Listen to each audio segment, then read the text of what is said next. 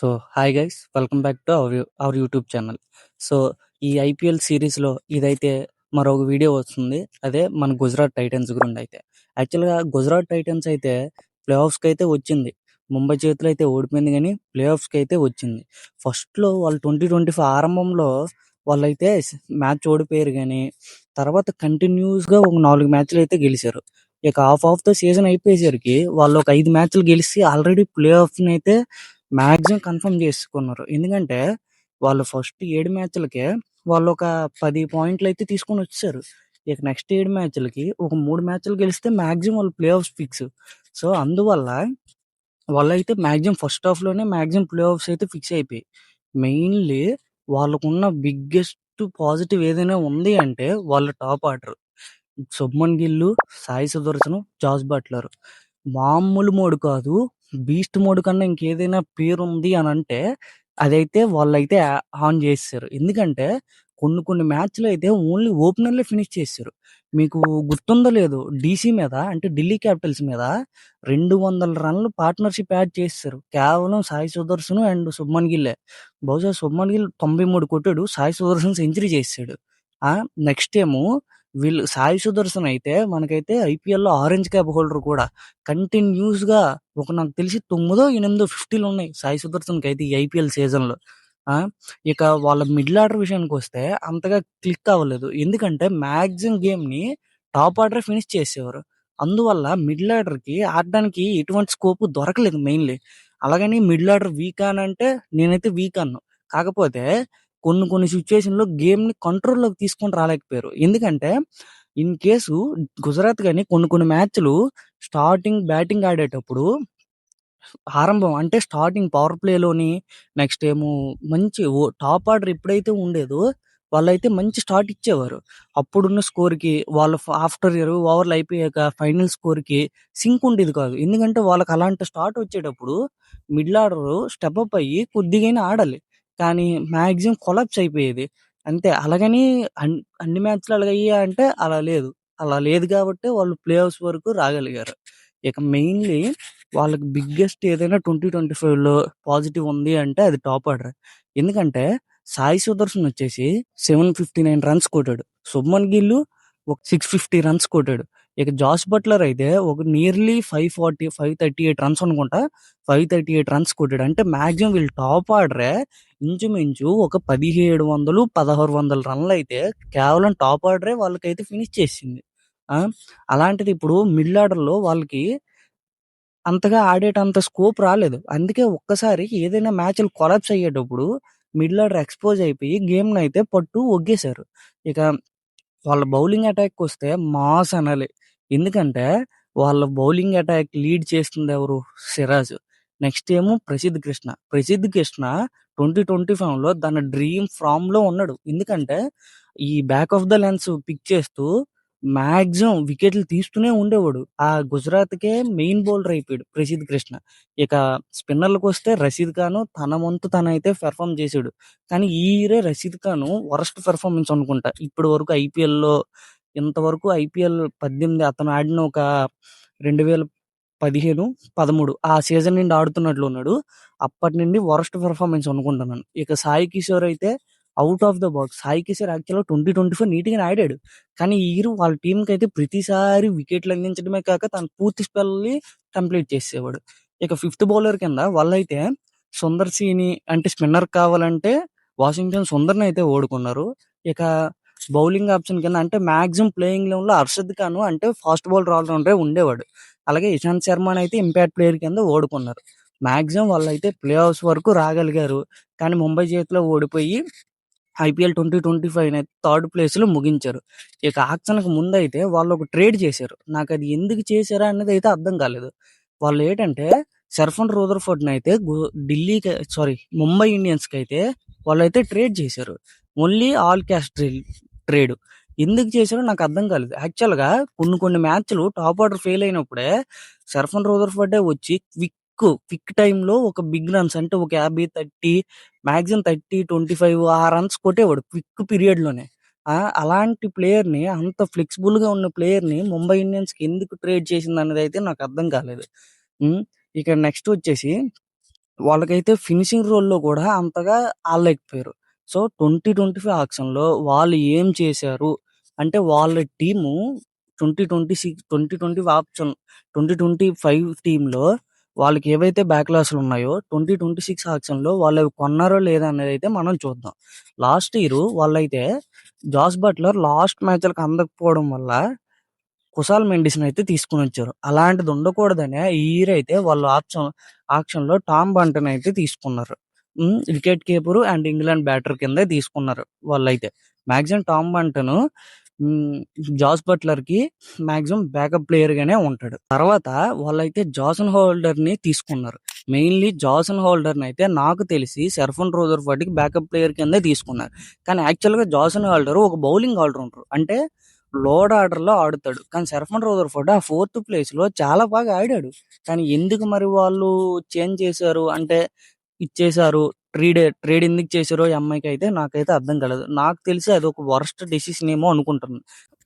ఇప్పుడు వాళ్ళు షెర్ఫన్ రదర్‌ఫర్డ్‌ని వాళ్ళు ఇచ్చేయడం వల్ల ఆ నంబర్ 4 పొజిషన్‌కి కన్‌ఫ్యూజన్ కింద ఉండిపోయింది. కానీ ఒక బ్యాకప్ ప్లేయర్‌గా ఒక ఇండియన్‌ని అయితే తీసుకున్నారు. అది ప్లేయింగ్ 11 వచ్చేటప్పుడు అతని స్టాట్స్ అవన్నీ చెప్తాను. ఇక మిగిలిందేమో లూక్ వుడ్‌ని అయితే తీసుకున్నారు. అది ఒక బౌలరే. ఇక నెక్స్ట్ వచ్చేసి ఇంకొక ప్లేయర్ ఏదైనా యంగ్‌స్టర్ ఉన్నారంటే అశోక్ శర్మ. ఇతనైతే లాస్ట్ ఇయరు ఆర్ఆర్‌కి బెంచ్ ప్లేయర్ కింద అయితే ఆడాడు. ఇతనైతే ఒక బౌలింగ్ ఆల్ రౌండర్. సో, నేను అతని స్టాట్స్ చెక్ చేస్తే షాకు. అతనైతే టీ20లో ఇప్పటివరకు 10 మ్యాచెసే ఆడాడు. కాకపోతే 10 మ్యాచెస్‌లో 22 వికెట్స్ తీసాడు. కాకపోతే ఒక్కటే మన కన్సర్న్‌కి ఏదైనా ఉంది అంటే అతను ఎకానమీ వచ్చేసి 9.58 అంటే నియర్లీ 10 ఉంది. అది అంటే రన్స్ మాక్సిమం ఇచ్చినా వికెట్స్ అయితే నాకు అది షాకు. 10 మ్యాచెస్‌లో 22 వికెట్స్ అంటే ఇంచుమించు ప్రతి మ్యాచ్‌కి 2 వికెట్లు తీస్తూనే ఉన్నాడు. ఇక బ్యాటింగ్ విషయానికొస్తే అంతగా బ్యాటింగ్ చేయడానికి తనకైతే స్కోప్ లేదు. ఎందుకంటే అతను ఇప్పటివరకు టీ20స్‌లో 33 రన్సే చేశాడు. కాకపోతే ఆ 33 రన్స్ కూడా 195 స్ట్రైక్ రేట్‌తో చేశాడు. మాక్సిమం తను ఎలా యూజ్ చేసుకుంటారు, అలాగే ప్లేయింగ్ 11లోకి అతను వస్తాడా లేదా అన్నదైతే మనం చూద్దాం. ఇక నెక్స్ట్ వచ్చేసి యువరాజ్ అనే బౌలర్‌ని అయితే తీసుకున్నారు. మెయిన్‌లీ అతను కూడా ఒక బౌలింగ్ ఆల్ రౌండరే. కాకపోతే అతను కూడా ప్లేయర్స్ అయితే బాగున్నాయి. అతని స్టాట్స్ కూడా. మినిమమ్ అతను ఒక 14 మ్యాచెస్ అయితే ఆడాడు. కానీ 20 వికెట్స్ అయితే తీసుకున్నాడు. కానీ ఇందాకల చెప్పిన అశోక్ శర్మకైతే క్వైట్ అపోజిట్. ఇతని ఎకానమీ బాగుంది. ఒక 8 ఎకానమీ అయితే ఉంది. అంటే ప్రెజెంట్ టీ20లో 8 ఎకానమీ మెయింటైన్ చేయడం అంటే ఒక బెటరే. కాకపోతే ఇప్పటివరకు ఐపీఎల్ ఆడలేదు కాబట్టి అతనైతే మామూలుగా ఈ డొమెస్టియల్‌గా ఆడాడు కాబట్టి అంత ఎకానమీ ఉండొచ్చేమో. మాక్సిమం చూడాలి ఈ ఐపీఎల్‌లో కూడా తనకేమైనా అవకాశాలు వస్తాయా లేదని. అంతే మాక్సిమం వీళ్ళ ప్లేయర్స్‌ని అయితే వీళ్ళైతే తీసుకున్నారు. వాళ్ళకి మెయిన్‌లీ ఏదైతే కావాలో అది మాత్రమే తీసుకున్నారు. కాకపోతే నంబర్ 4లో ఆడడానికి ఒక ఒక మంచి ప్లేయర్‌నైతే ట్రేడ్ వల్ల వాళ్ళింకా కన్‌ఫ్యూజన్‌లో పడిపోయారు. ఎవరిని ఆడించాలా అన్న కన్‌ఫ్యూజన్‌లో ఉండిపోయింది. అంటే ఇప్పుడు అలాంటి క్విక్ రన్స్ అంటే నంబర్ 4 అంటే క్విక్ రన్స్‌లో చేసేదంతైతే వాళ్ళైతే తెచ్చుకోలేకపోయారు. మాక్సిమం అంతే. మెయిన్‌లీ వాళ్ళకి ఏదైతే బ్యాక్‌లాస్ ఉందో అంటే ఆల్రెడీ బౌలింగ్ ఉంది. ఆ బౌలింగ్‌కి ఇంకా మంచి బ్యాకప్ ప్లేయర్‌ని అయితే తీసుకున్నారు. ఎందుకంటే అక్కడ ఉన్నది ఎవరు? వాళ్ళ టీమ్ నడిపిస్తుంది ఆశీస్ నెహ్రా.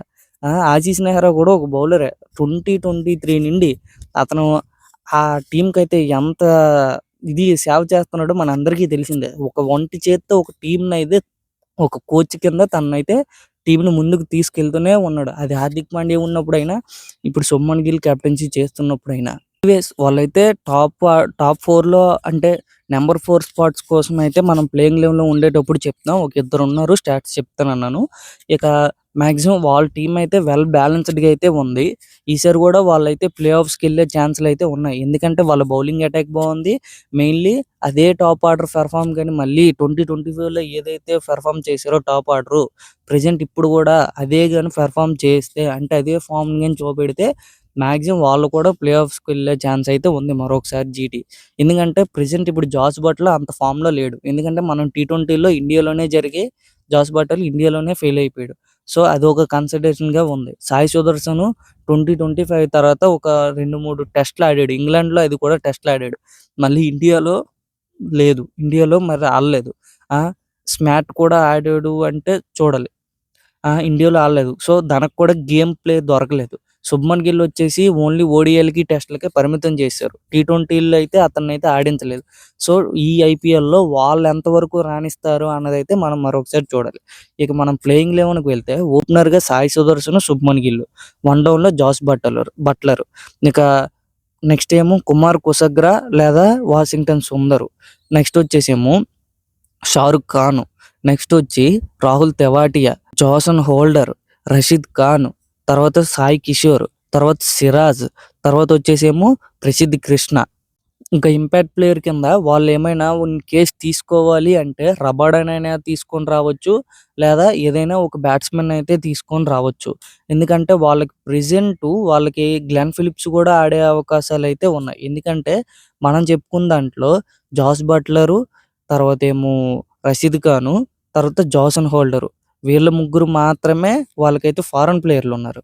సో అందుచేత ఈసారి కూడా గ్లెన్ ఫిలిప్స్కి ఛాన్స్ వచ్చే అవకాశాలు ఉన్నాయి అనేసి అయితే నాకైతే అనిపిస్తుంది. ఎందుకంటే తను నెంబర్ 3లో ఆడాడు. ప్లస్ తన బౌలింగ్ కూడా టీ20లో వేసాడు. ఎందుకంటే రీసెంట్గానే టీ20 వరల్డ్ కప్ జరిగింది కాబట్టి. నెక్స్ట్ వచ్చేసి నాకు తెలిసి టాప్ 4లో అంటే నెంబర్ పొజిషన్ 4లో కుమార్ కుసగ్రానే ఆడుతాడనేసి అయితే అనిపిస్తుంది. ఎందుకంటే తను రీసెంట్గా స్మాట్లో జార్ఖండ్ తరపున నెంబర్ 4 పొజిషన్లోనే ఆడాడు. పైగా ఒక మ్యాచ్లో 422 రన్స్ కూడా చేశాడు. నేను యావరేజ్గా 33 రన్స్ యావరేజ్, అంటే 33 యావరేజ్తో అయితే తన టీ20 కెరీర్ అయితే స్టాట్స్ అయితే ఉన్నాయి. మనకి చెప్పాను జాస్ బట్లర్ ఫామ్ కానీ లేకపోతే మనకి టామ్ బంటన్ కూడా బ్యాకప్ ప్లేయర్ కింద అయితే ఉన్నాడు. ఇక మనం ఇషాంత్ శర్మను కూడా లాస్ట్ ఇయర్లో ఇంపాక్ట్ ప్లేయర్ కింద ఆడించారు. ప్రజెంట్ ఇప్పుడు ఇషాంత్ శర్మ ఎలాంటి ఫామ్లో ఉన్నాడు, తను ఎలాంటి ఫిట్నెస్లో ఉన్నాడు అన్నది అయితే చిన్న కన్సిడరేషన్లో తీసుకొని అతన్ని బెంచ్కే పరిమితం చేస్తారా, లేకపోతే ప్లేయింగ్ 11లోకి అతని సీనియారిటీని ఎక్స్పీరియన్స్ని ఉపయోగించుకుంటారా అన్నదైతే మనం మళ్ళీ చూడాలి. అయితే ఫిలిప్స్ని కూడా వాళ్ళు ఈ ఇయర్ కూడా బెంచ్కే పరిమితం అయిపోతాడేమో అనుకుంటున్నాను. మెయిన్లీ నాకు చిన్న ఐపీఎల్లో ఏదైనా బాధ ఉంది అంటే గ్లెన్ ఫిలిప్స్ని ఏ టీము వాడుకోదు. ఈవెన్ అప్పుడు సన్ రైజ్ అలాగే వాడుకోలేదు, ఇప్పుడు గుజరాత్ కూడా అలాగే ఓడుకోవట్లేదు. మెయిన్లీ తన క్యాపబిలిటీ ఉంది, తనైతే బాగా ఆడుతాడు. అతనికి ఏదైనా మ్యాచ్ గేమ్ ప్లే ఇస్తేనే కదా ఏదో ఒక సీజన్ తన క్యాపబిలిటీ నిరూపించుకుంటాడు. నెక్స్ట్ తనకంటూ ఒక మార్క్ ఉంటుంది ఐపీఎల్లో. కానీ ఏ టీము అతన్ని అయితే ఉపయోగించుకోలేదు. నాకు తెలిసి ఇప్పుడైతే జీటీ అయితే వెల్ బ్యాలెన్స్డ్ టీము. ప్రతి బౌలింగ్ అటాక్కి మంచి ఎక్స్పీరియన్స్ బౌలింగ్ అటాక్ అయితే ఉంది. ఎందుకంటే సిరాజు మంచి ఫామ్లోనే ఉన్నాడు. అలాగే ప్రసిద్ధ్ కృష్ణ కూడా ఐపీఎల్కి అహ్మదాబాద్ స్టేడియంకి అయితే తనకైతే బాగా సూట్ అవుద్ది. ఎందుకంటే అతను ఆ బ్యాక్ ఆఫ్ ద లెన్స్లో బాల్ని ఆ బౌన్స్ కింద రాబట్టగలడు. మంచి హైట్లో ఉంది కాబట్టి అది సిక్స్లు గ్రౌండ్ కొద్ది పెద్దది కాబట్టి సో తనకు కూడా వికెట్లు పడతాయి అనేసి అయితే నేను అనుకుంటాను. రషీద్ ఖాన్ గురించి మనం చెప్పాల్సిన పని లేదు. తనదైన రోజు వస్తే తను కూడా ఒక మ్యాచ్ విన్నరే. సాయి కిషోర్ కూడా మంచి ప్లేయరే. మెయిన్లీ అక్కడ మనం చూస్తే ఇద్దరు రైట్ హ్యాండ్ స్పిన్నర్లు అయితే అయిపోయారు. సో అందుకని నేను ఈ నెంబర్ 4లో సుందర్ కూడా ఆడే అవకాశాలు అయితే ఉన్నాయి అనేసి అయితే నేను అనుకుంటున్నాను. అందుకే లేకపోతే యాక్చువల్గా టాప్ ఆర్డర్లో రీసెంట్ మంచి ఫామ్లో ఉన్నది మాత్రం కుమార్ కుసగ్రాయ. మ్యాక్సిమం చూద్దాం వాళ్ళు ప్లేయింగ్ 11 ఎలా ఉంటుందో, అలాగే ఈ టీం ఈ 2020లో ఎలా పెర్ఫామ్ చేస్తుంది అనేది అయితే మనం ఈ ఇయర్లో చూద్దాం. ఓకే గైస్, ఇక ఈ వీడియో చూస్తే లైక్ కూడా కొట్టుకోండి.